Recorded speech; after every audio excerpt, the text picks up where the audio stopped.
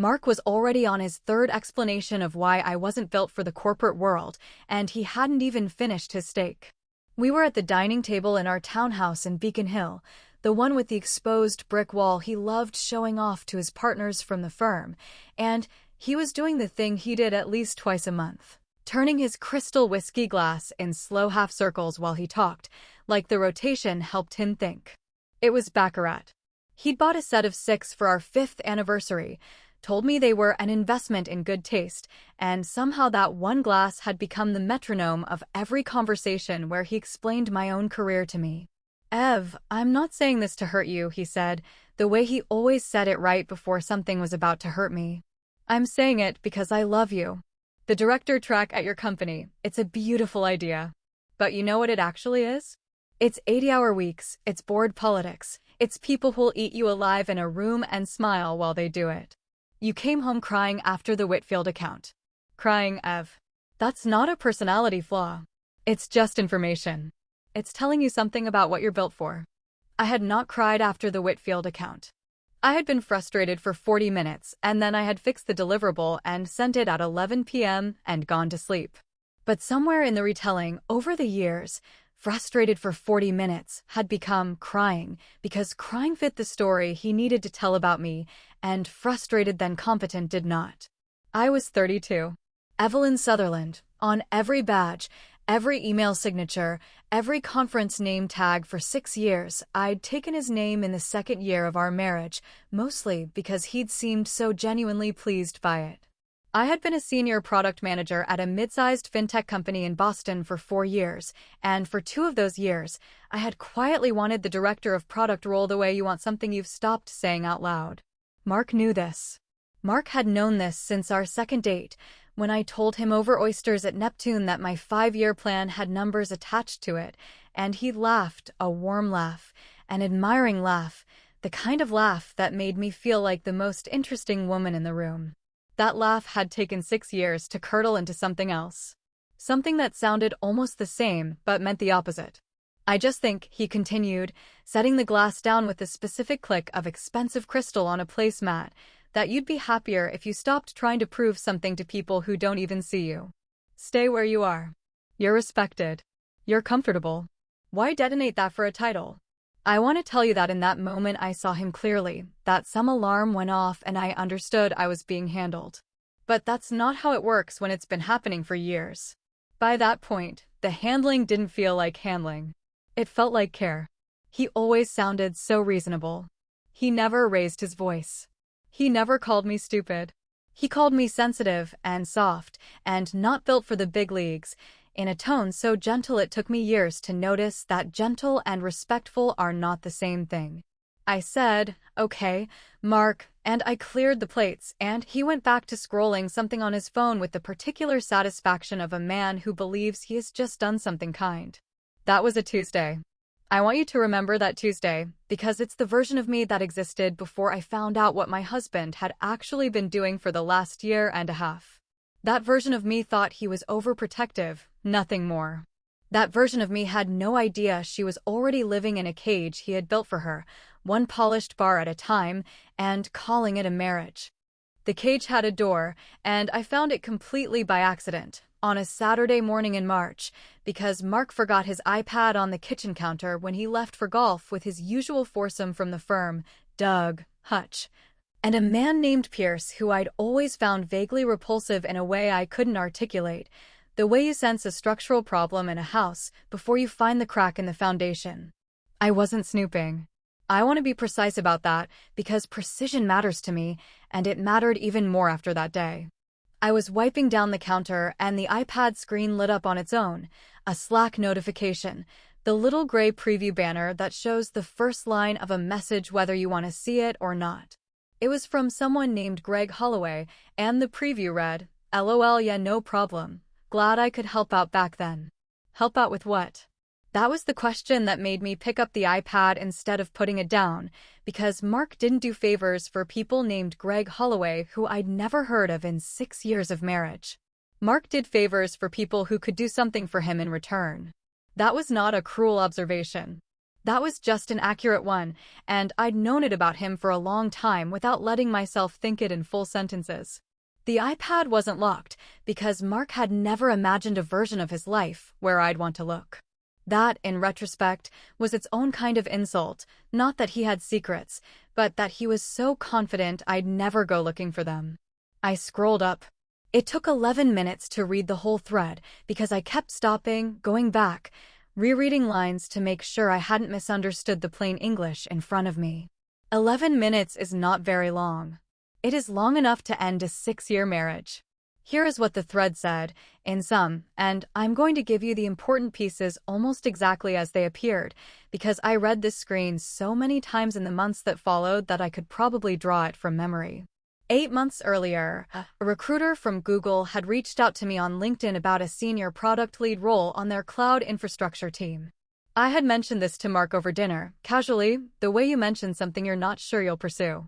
He had said, "That's flattering, babe," and then changed the subject to a deal his firm was closing. I had let it go. The recruiter had followed up twice. I never heard from her again after the second message, and I assumed, because why would I assume anything else, that the role had been filled, or that I'd been deprioritized, or any of the quiet, faceless reasons a process goes cold. What had actually happened was sitting on that iPad screen in front of me.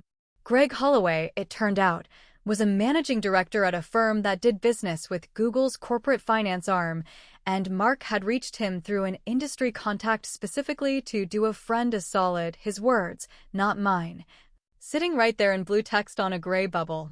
Mark had asked Greg to pass along, informally, through whatever backchannel exists between men who golf together and trade favors like currency, that I was a phenomenal woman, incredible mom material honestly, but not someone who handles real pressure well. Had a pretty public meltdown at her current shop last year.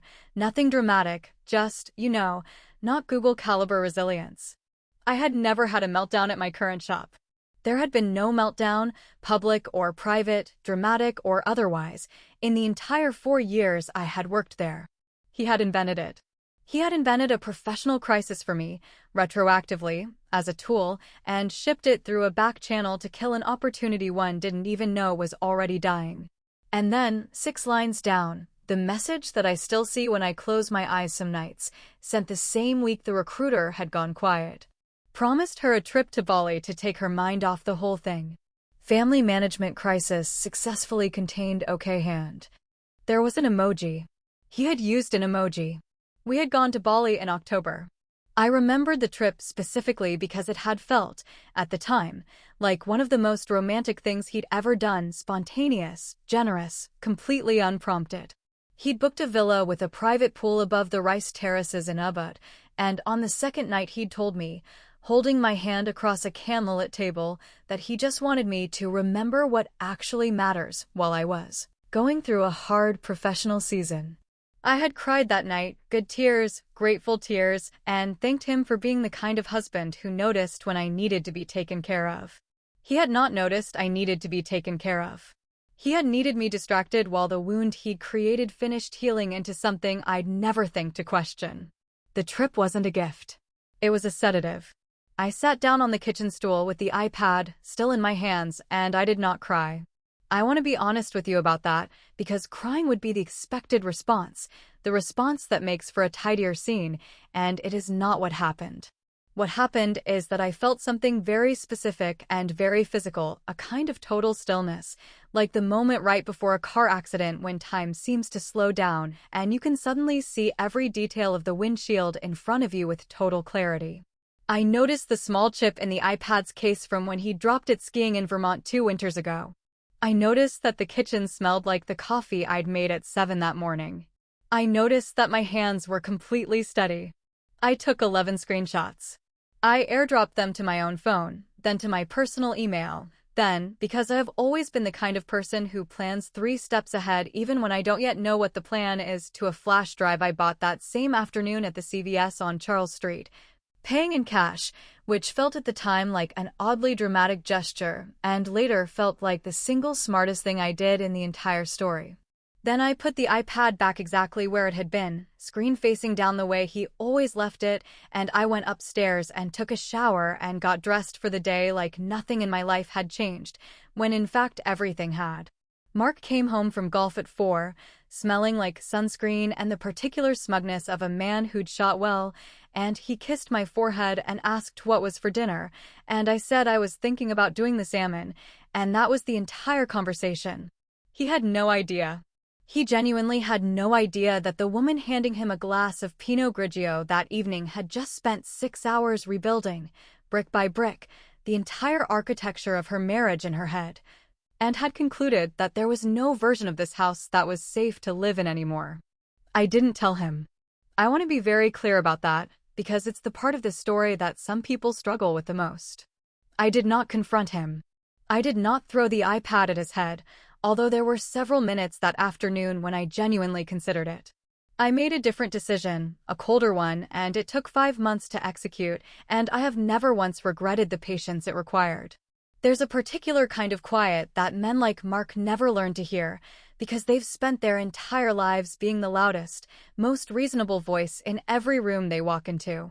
It's the quiet of someone who has stopped fighting you not because they've given up, but because they've already left, and they're just waiting for the paperwork to catch up to the truth.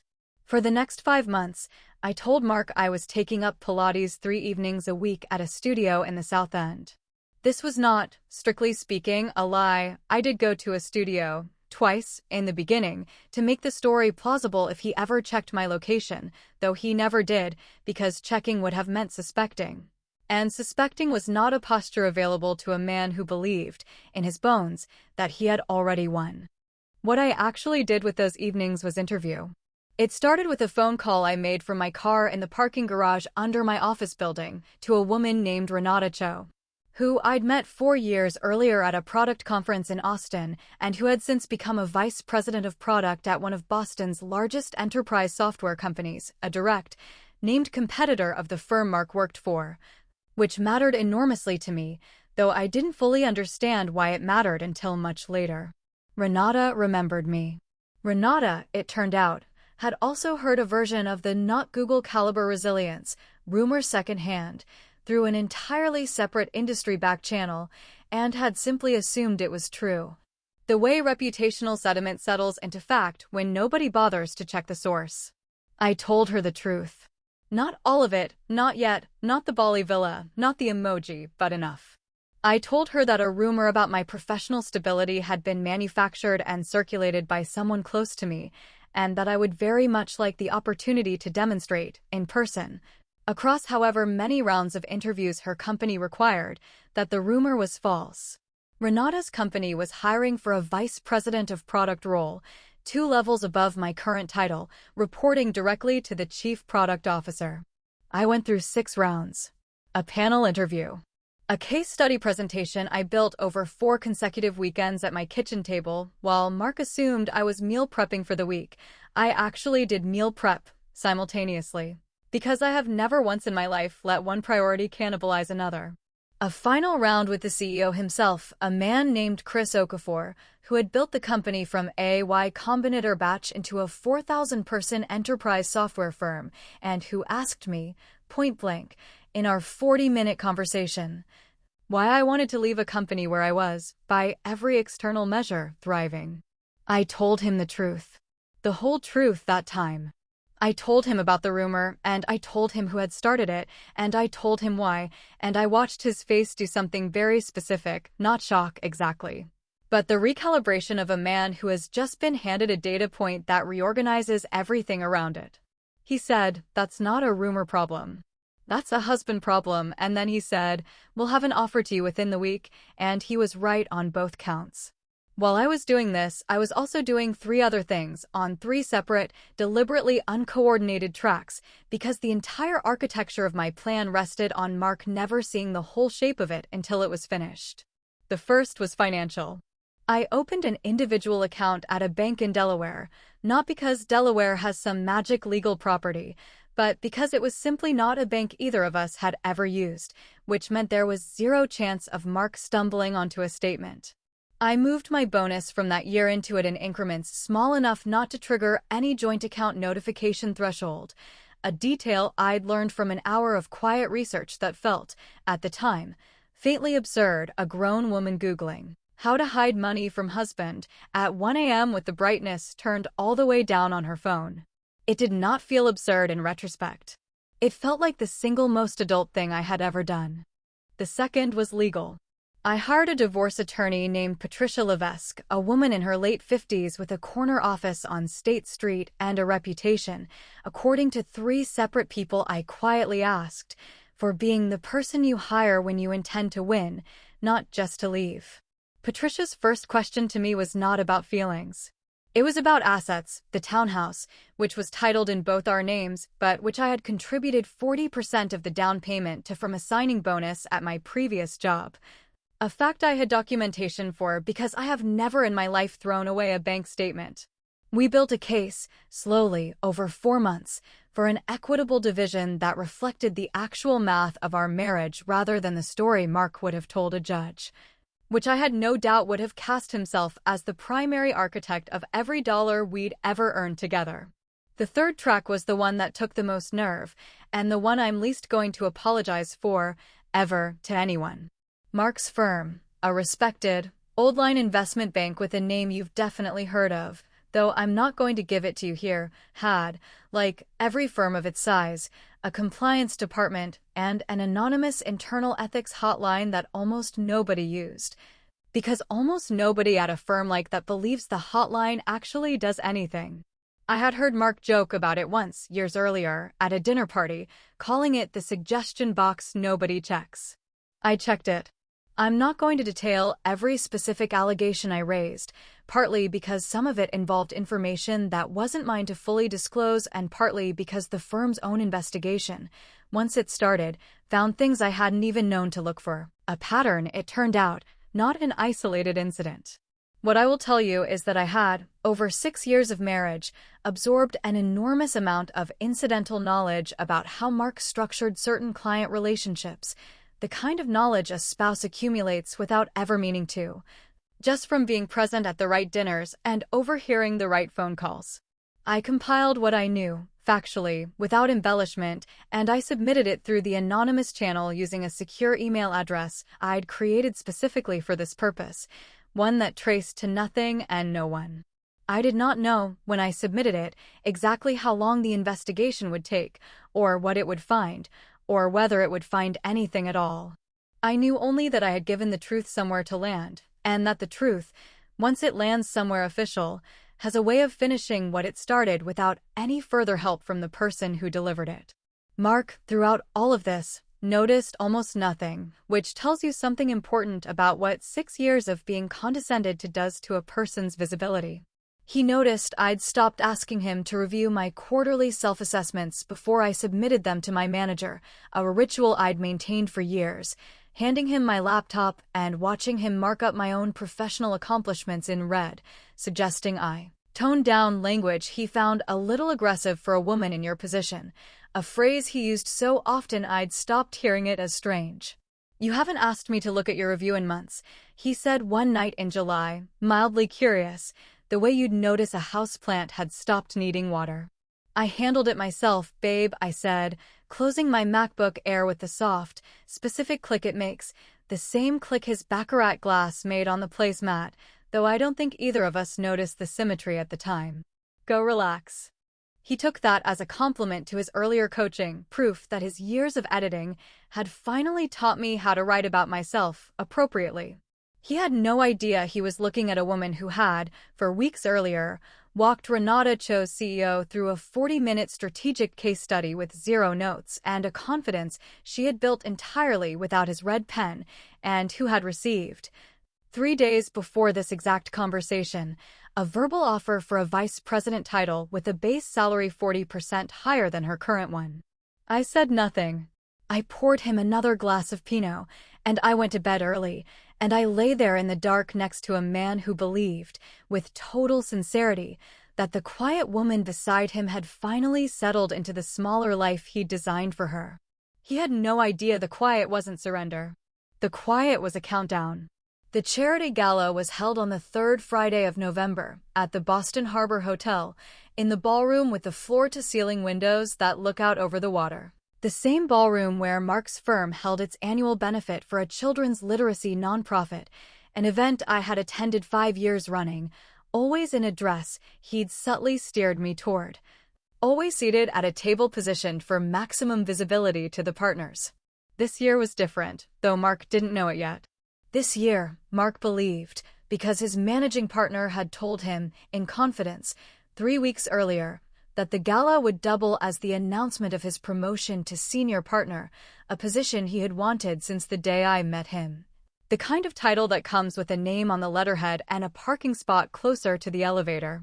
He had bought a new tuxedo for the occasion. Tom Ford, midnight blue, tailored twice because he wasn't satisfied with the shoulders the first time. He'd been practicing in the bathroom mirror, a face I can only describe as humble triumph, the expression of a man rehearsing how he'd look receiving an honor he'd already decided he deserved. I wore a dress I'd bought myself, with my own money, from my own account in Delaware, the first major purchase I'd made entirely outside the joint budget Mark reviewed every month with the seriousness of a man auditing a hostile foreign government. It was emerald green, structured, nothing he would have chosen for me. He always steered me towards soft, approachable colors, blush and dusty rose, colors that didn't compete with him in a room. I chose the color specifically because it competed with everything. We arrived together, as we always did, his hand at the small of my back as we walked in, performing for 200 guests the marriage he believed we still had. I smiled at the people I needed to smile at. I made small talk with Doug's wife about her daughter's college applications. I let Mark introduce me, one more time, as my incredible wife, Evelyn, with the particular emphasis he always put on incredible, the way you'd compliment a piece of furniture that had finally stopped wobbling. Patricia Levesque had advised me, weeks earlier, that the timing of what I was about to do mattered enormously, legally and otherwise, and that I should do nothing, sign nothing, say nothing, file nothing, until the firm's internal investigation reached a formal conclusion.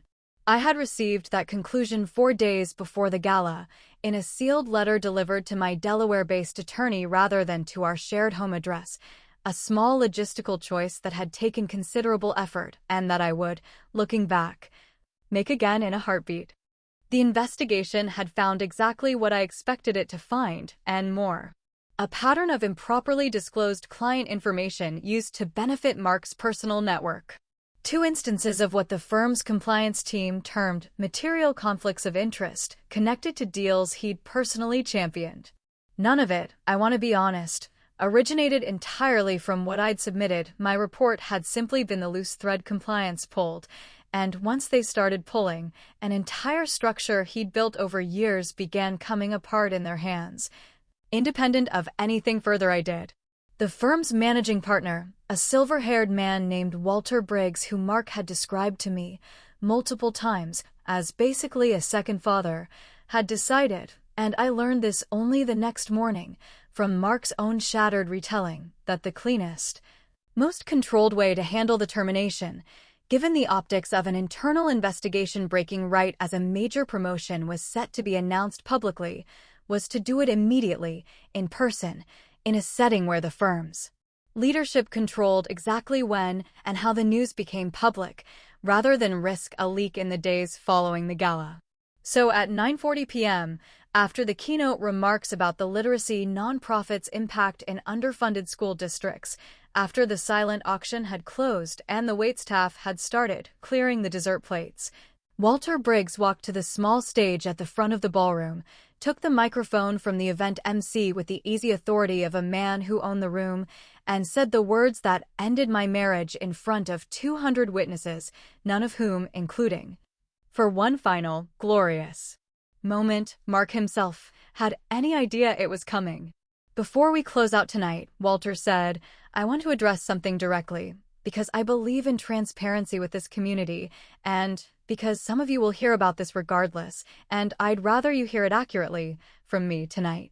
As of this afternoon, the firm has terminated its relationship with Mark Sutherland, effective immediately, following the conclusion of an internal ethics review.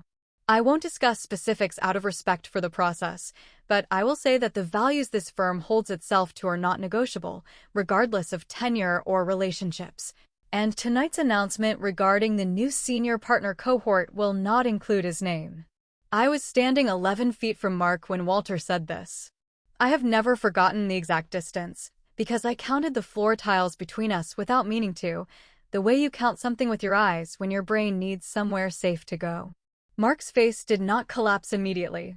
It did the thing faces do in the half-second before collapse, a strange, stretched stillness, like a held note right before it breaks. Then I watched 200 people who had spent the last 6 years laughing at his jokes and refilling his wine and asking his opinion on the market, very slowly, almost choreographically, look away from him. Not at him. Away. There is no sound in the world quite like a room of powerful people collectively deciding, in real time, that someone no longer exists to them. I did not gloat. I want you to understand that, because I think the version of this story that makes for a satisfying video is the one where I laugh in his face, and that is not what happened, and I'm not going to pretend it did for the sake of a better scene. What happened is that I felt, for the first time in 5 months, something other than total stillness. I felt my pulse in my own throat. I felt the floor through the soles of my shoes.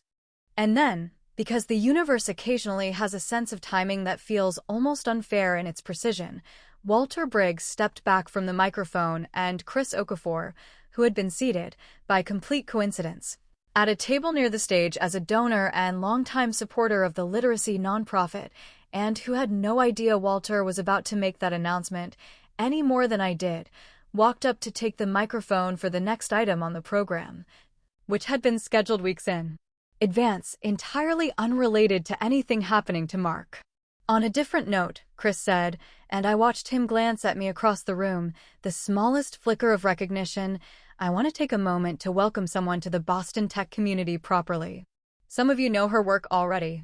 Starting next month, she'll be joining us as Vice President of Product, leading our enterprise platform group. Evelyn Vanderbilt. He said my maiden name. I had filed to begin reverting to it 3 weeks earlier, quietly, through Patricia and apparently the paperwork, or perhaps just the company's internal systems pulling from my signed offer letter, had already caught up to a decision I'd made in private. Hearing it said out loud, in that room, in that exact sequence, felt less like an announcement and more like a verdict. Mark turned to look at me. I want to describe his face honestly, because I've thought about it many times since. It wasn't rage, not yet. It was confusion, the specific, disoriented confusion of a man encountering, for the first time in his adult life, a piece of evidence that doesn't fit the story he's been telling about himself. Ev, he said, quietly, just to me, while the room's applause for Chris's announcement was still settling. What is happening right now? You're being let go, I said. And I'm being hired. I think that's all that's happening. He reached for my wrist, not violently, just instinctively, the way you grab for something falling, and I let him hold it for exactly 1 second before I rotated my hand the way Patricia had actually, genuinely, half-jokingly shown me in our second meeting, in case you ever need to walk away from a grip cleanly, she'd said, and I'd laughed at the time, thinking I'd never need it, and I slipped free. I had an envelope in my clutch. I'd carried it all night, through cocktail hour and dinner and the keynote, a slim cream envelope that felt, against my hip, like the heaviest thing I'd ever held. I placed it in his open palm, the one that had just been holding my wrist. What is this, he said. Divorce papers, I said. And a copy of the Slack message. The one about Greg Holloway. The one about Bali. I watched him understand, in real time, that the woman standing in front of him in an emerald green dress he hadn't chosen, walking toward a stage to accept a title he hadn't approved, had known about his sabotage for 5 months and had spent every single one of those months building, brick by brick, the exact structure currently collapsing around him. Then I walked to the stage, shook Chris Okafor's hand in front of 200 people, and did not look back. My office now has floor-to-ceiling windows facing Boston Harbor on the 19th floor, 2 floors above the one where I had my final interview 8 months ago. There is no crystal in it. I drink my coffee out of a plain paper cup from the cafe in the lobby because I have discovered, somewhat to my own surprise, that I have no remaining attachment to objects that need to be handled carefully. Mark called me once in the weeks after the gala, and I let it go to voicemail, and then I listened to it twice, not because I needed to, but because I wanted to be certain I understood exactly what I was choosing not to respond to. He was crying. I want to say that plainly, without cruelty, because it's true and because I think it matters to the story, not the crying itself, but what he said while he was doing it. He said I had ruined his life. He said he didn't understand how I could do this to him after everything he'd done for me. He used the word betrayal. He did not, in 3.5 minutes of voicemail, use the word sorry, not once, and I noticed that the way you notice a missing tooth, not painful exactly, just an absence where something should obviously be. I never called him back. Patricia handled the rest through formal channels, and the divorce was finalized in April, far faster than the contested drag-it-out fight Patricia had originally braced me for, partly because Mark, freshly unemployed and reputationally radioactive across an entire industry that gossips faster than any group of people I have ever encountered, did not have the appetite for a long, expensive fight. The townhouse sold. I kept 43% of the proceeds, which Patricia had fought for line by line, document by document, using bank statements I'd never thrown away. I think about that dinner table conversation sometimes. The one with the steak and the baccarat glass and the lecture about corporate America chewing me up and spitting me out. I think about it most when I'm in a Tuesday leadership meeting now, presenting a roadmap to a room full of people who report to me, and I catch myself almost laughing, quietly, privately, at how completely, specifically wrong he was about almost everything. Except for one detail he got exactly right, just aimed at the wrong person. He told me, once, across that table, that corporate America would chew me up and spit me out. It turns out it just got the name switched. So here's what I keep coming back to. He spent 6 years trying to keep me small, not because he thought I couldn't succeed, but because some part of him knew exactly how easily I could, and he understood, better than I did at the time, that my success would eventually outgrow the room he needed me to stay in. I didn't yell. I didn't confront him in the kitchen and demand answers. I gathered the truth. I built a life quietly outside the one he thought he controlled, and I let the consequences of his own choices do the rest of the work for me. I want to ask you something honestly, because I genuinely don't have a clean answer for myself. Was it cold of me to take 5 months, to say nothing, to plan instead of confront? Or was that the only way to actually win against someone who had spent years making sure I never felt strong enough to fight him directly? Tell me what you would have done in the comments. And if this story meant something to you, hit like and subscribe. There's more where this came from.